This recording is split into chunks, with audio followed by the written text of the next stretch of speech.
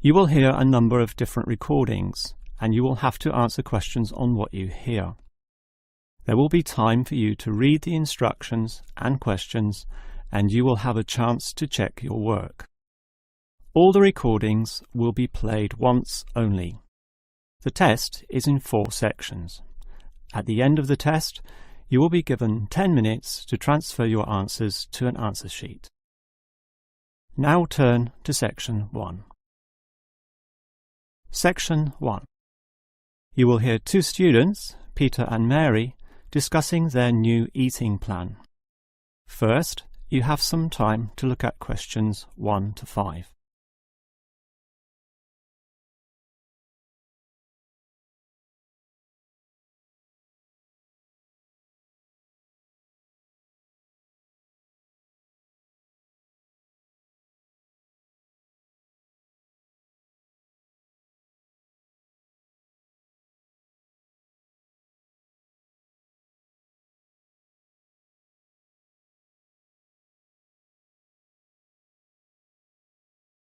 Now we shall begin.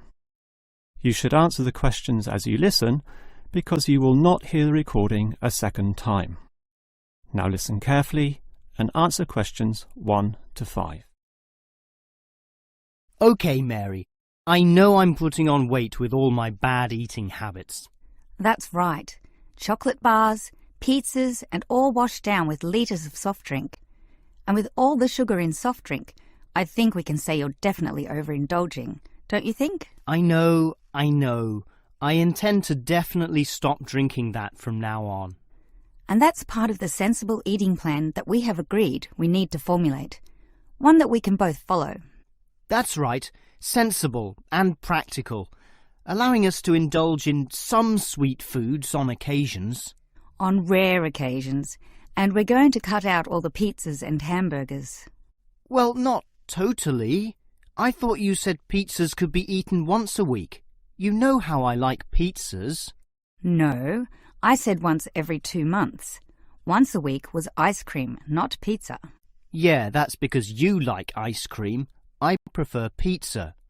Peter, if you want to lose weight, you need to be disciplined in both what you eat and what you do, which brings us to the issue of exercise. That's right. So, jogging twice a week and hiking on Saturdays, right? No, hiking is Sundays, allowing Saturdays for the light walking exercise. I've investigated and discovered there are a lot of walking trails around this suburb, with many beautiful places if you just look around. So what's happening this Saturday? A walk around the city? That's later in the month. This Saturday we'll visit Pine Park.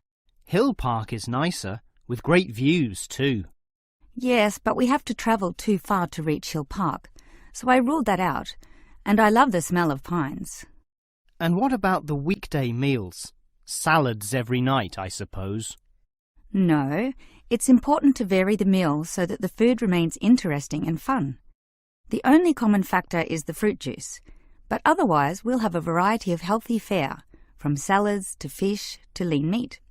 I'd rather have meat every night, but you're the boss. If you want to lose weight, you'll have to accept this program, okay? Okay. Before you hear the rest of the conversation, you have some time to look at questions 6 to 10.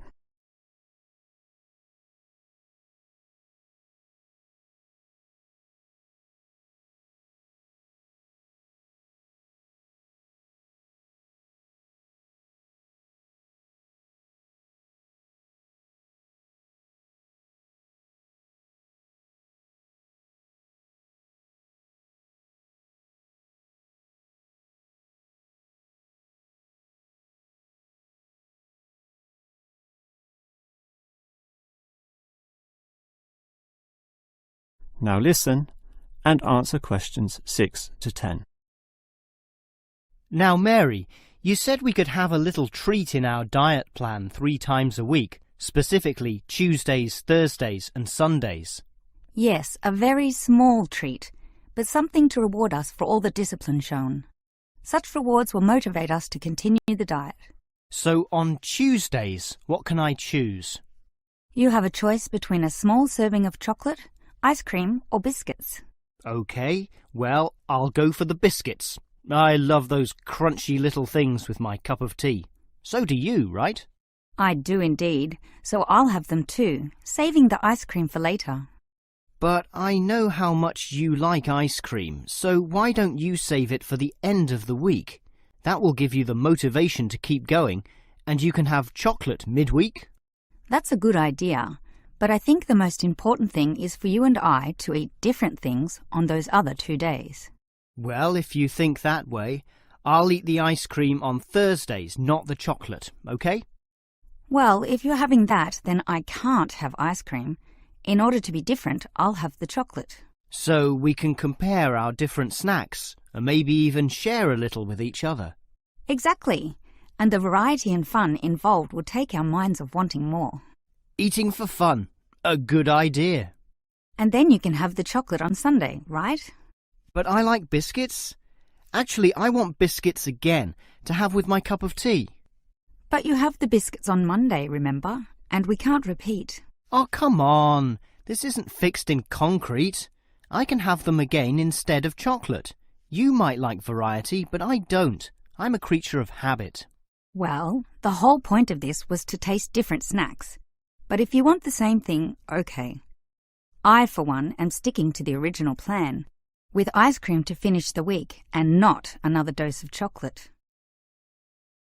That is the end of section 1. You now have half a minute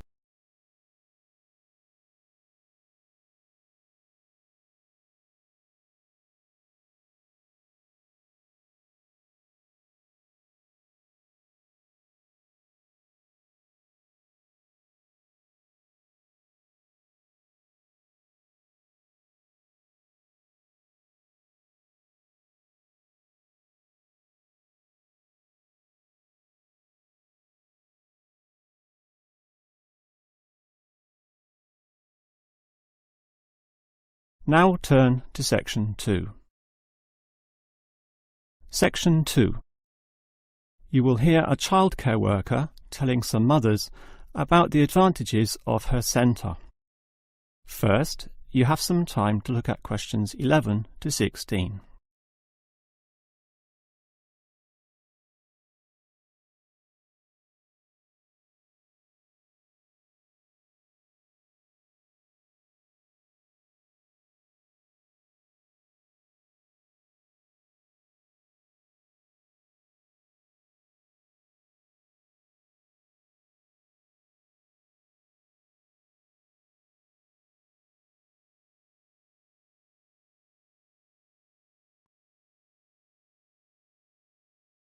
Now listen carefully and answer questions 11 to 16. Hello everyone, and welcome to the Stanfield Childcare Centre.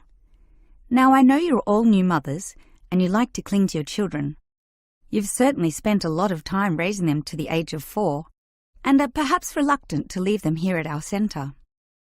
Well, one of the first things you should understand is that here it is safe. Very safe. Look around and you'll see that every room has padded walls. Other centres have standard painted walls, but here we have invested a lot to ensure your children will not hurt themselves when running around and possibly tripping over. This padding extends around all corners. That is, the areas most likely to bruise and cut your active little child. So, you can rest assured that any accidents of a physical nature are not likely to happen here. Now, you don't want to dump your child at this centre and let them waste their time. You want them to learn, and that's one of the greatest assets of our establishment. Our staff are not only trained childcare workers, but all of them have a special skill which they can impart to your child. Whether it be teaching the ABC, some basic mathematics, artistic skills, or physical education. We are particularly known for our preschool literacy program, and have a wealth of learning toys specially designed to develop your child's potential. Of course, one concern many mothers have is that, in environments such as these, colds and flus and other viral nasties can be easily spread around. It's a very legitimate concern, and one which we take seriously, and we pride ourselves on our precautions. For a start, Unlike most centres which clean with standard detergents, we disinfect every service at the end of every day, using a special disinfectant wash. Some places just wipe surfaces daily with a damp cloth, but not us, and that's just the start. We also physically check your children when they arrive every day, and if we feel your child is sick, we ask him or her to wear a face mask to ensure germs are not transmitted. If your child is noticeably sick, then we ask you to take them back home to recover. This might sound a little unkind, but we hope parents can understand that these measures are for the benefit of all. Before you hear the rest of the talk, you have some time to look at questions 17 to 20.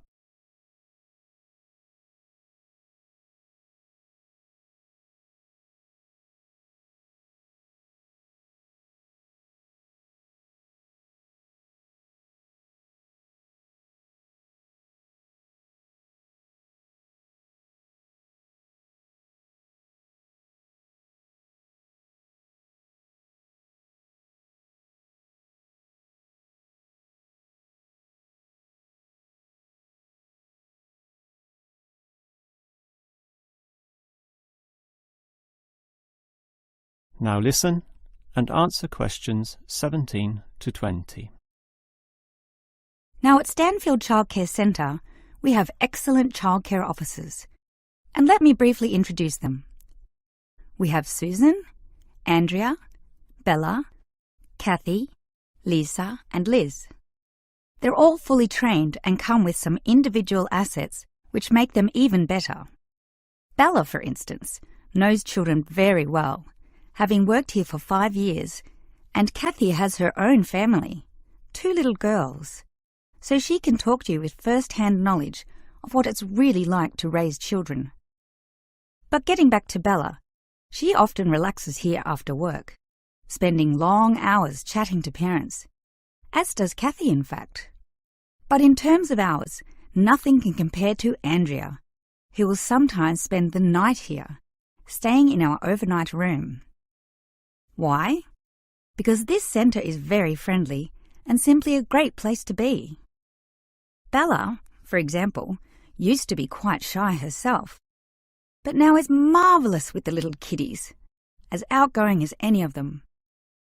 We let Kathy, though, deal with the particularly quiet and introverted children, since having her own family, she knows what can really bring them out. Of course, what better way to do this than with yummy homemade cakes? And Kathy often gets these from Bella, who can make some of the best in town. Yes, everyone here brings something special, which is why we're one of the best childcare centres in the business. That is the end of section 2. You now have half a minute to check your answers.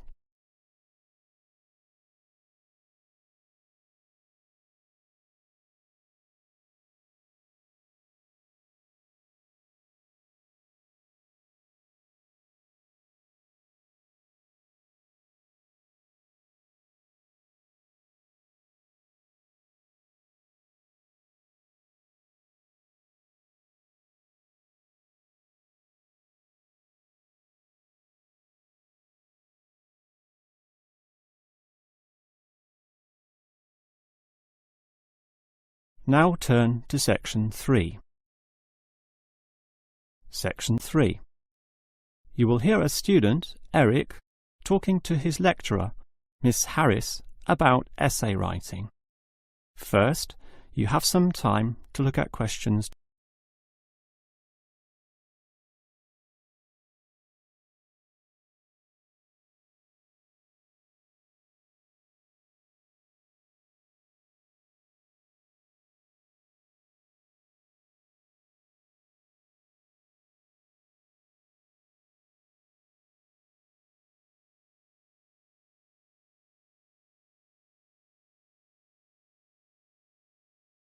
Now listen carefully and answer questions 21 to 25. Hi, Miss Harris. Here we are talking once again. Well, I'm always willing to help out wherever possible. Is anything troubling you? Well, Your advice last week about writing summaries was very useful, and I'm using these summaries a lot in order to prepare my final master's thesis. But you're having problems, right? Yes, I have a few issues to discuss. Obviously, I want a good essay, and I want to achieve high marks, but I'm not sure on the best way to start. That's an easy question. Start with a topic, but not one that I necessarily suggest, but one that you want to explore. You will always write better when doing so on a topic you are interested in, not one imposed upon you by others. Well, I'm interested in management theory. Then pursue that. However, that alone is far too broad. Break it into various current areas of discussion and relevance. Then look more carefully at one of them. Say, management and cultural differences, or management and motivation, or other aspects, such as the role of salary, group cohesion, or leadership. I would say I'm interested in group cohesion, that is, how people interact in the workplace. Well, that's a start, but you can't then just write planlessly without defining exactly what you intend to do within the area you've chosen. You'll have to think of a thesis, and this statement could be of several types. Such as what? Oh, you could argue a point, something that you believe in, or discuss an issue, looking at its various perspectives, or critique the opinions of others, pointing out the pitfalls and flaws. The thesis statement will make that very clear because it will say, in simple terms, what you intend to achieve in your essay. I see. And then I can just begin writing, right? Wrong. Huh? If your essay is going to be clear, it needs to be logical and organised, and this means you'll need an outline. This could be written as a flowchart or spider graph, that is, a series of connected lines. But whatever shape the outline takes, there must be a sense of progress in, more or less, a straight line towards a goal. And then my essay will be good? With such progression, definitely, as long as you do achieve everything that you set out to do, as specified in the beginning, okay? Before you hear the rest of the conversation, you have some time to look at questions 26 to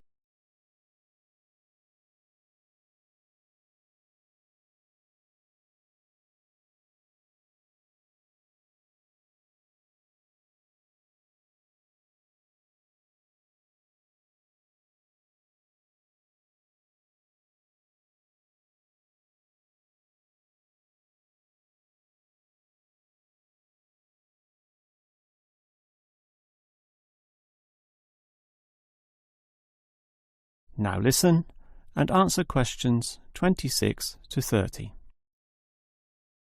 Well, Ms. Harris, your advice about essay writing all sounds very useful, solid and step-by-step, so I'll certainly follow that. But can you tell me in more general terms, what constitutes the best essay? Oh, there are many aspects to consider, but one of the most important is certainly original thinking. The best essays are written by people who think for themselves, and not just copy or imitate established views. I think I can do that. But remember, you can't just give a list of unsupported assertions. There needs to be support as well. A chain of logic linking each step in your argument. Right. Yet that alone is not enough. Your argument may be logically sound, but is it practically so? For that, you need examples from real life to illustrate your points or subpoints. I've got lots of examples from my course readings. I suppose I could use them. But remember, whenever you use an example or facts or figures that are not commonly known, you must give a reference.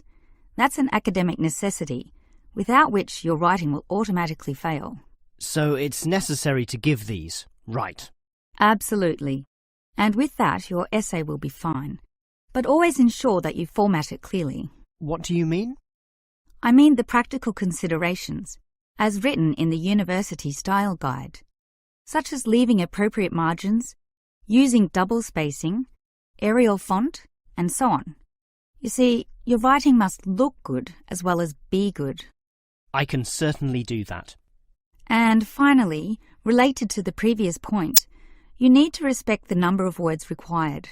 Your individual lecturers will give you a word count figure, so follow what they say, making your essay neither too long nor too short.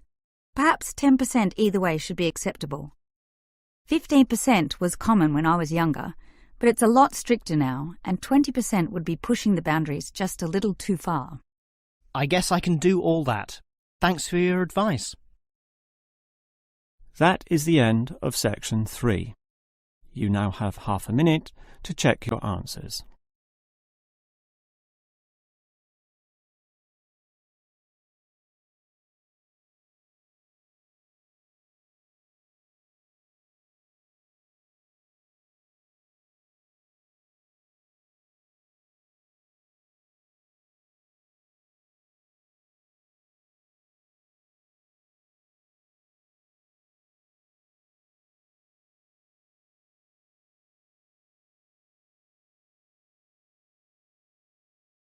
Now turn to section 4. Section 4. You will hear a lecturer discussing the history of people's beliefs regarding whether the Sun or the Earth is at the centre of the solar system.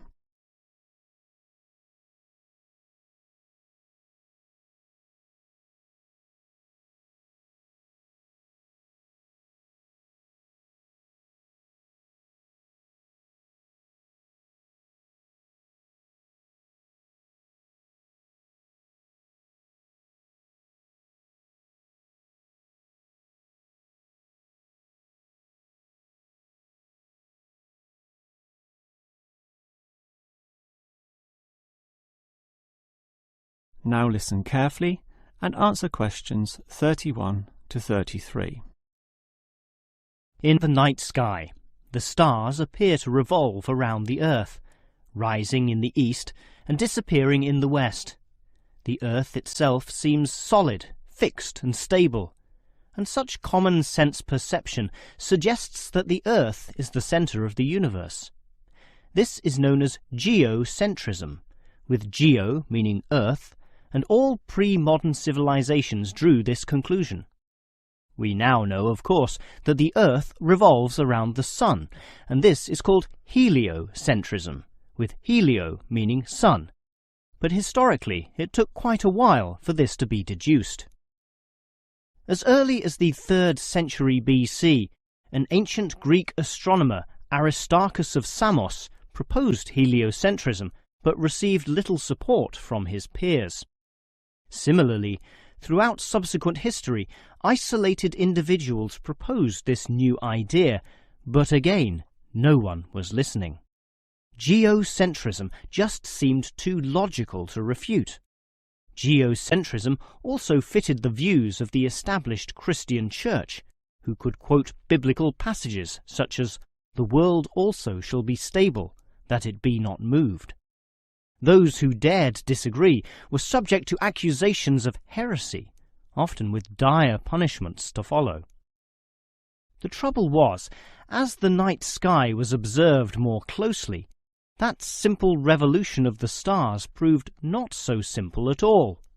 In relation to the other stars, some steadily wandered in given directions, then sometimes reversed for months, and disappeared altogether.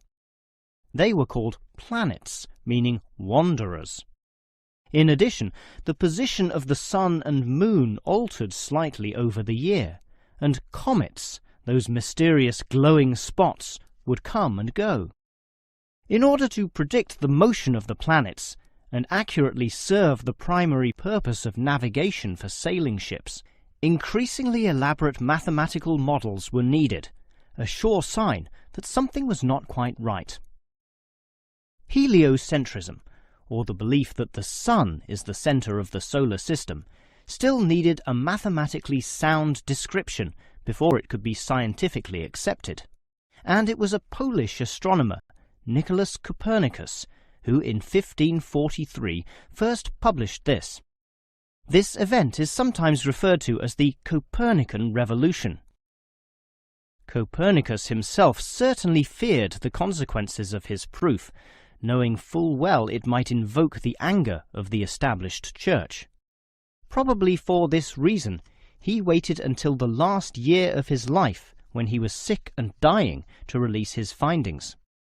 In addition, the preface of the book, written by a respected member of the Church, stated that the model was not necessarily correct. As a result of this, there was no revolution whatsoever.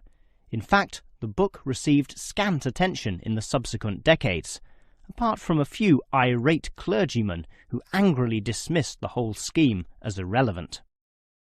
Yet the following generations of astronomers did not always fare so well. The Italian scientist Galileo got into trouble, as did a fellow Italian with the surname Bruno, Giordano Bruno, who was burnt at the stake. Yet ultimately nothing could slow the spread of heliocentrism across Europe. It formed the basis of Isaac Newton's great work on the motion of the planets, a work which implied that even the Sun, around which the Earth circled, was itself in motion around a common centre of gravity. No discourse about heliocentrism could finish without mentioning that, somewhat unbelievably, there still exist those today who choose to believe that the Earth is the centre of the universe. Modern geocentrism is usually the result of literal interpretations of the Bible, which is the cornerstone of these people's beliefs. They, therefore, also believe in creationism, that is, that a God created everything, and while we may smile at this, it is sobering to consider that surveys have revealed that up to 10% of British people, 12% of Europeans, 20% of the USA, and 25% of the Middle East still hold the belief that the Sun revolves around the Earth. One can only wonder what Copernicus would have thought of this. That is the end of section 4. You now have half a minute to check your answers.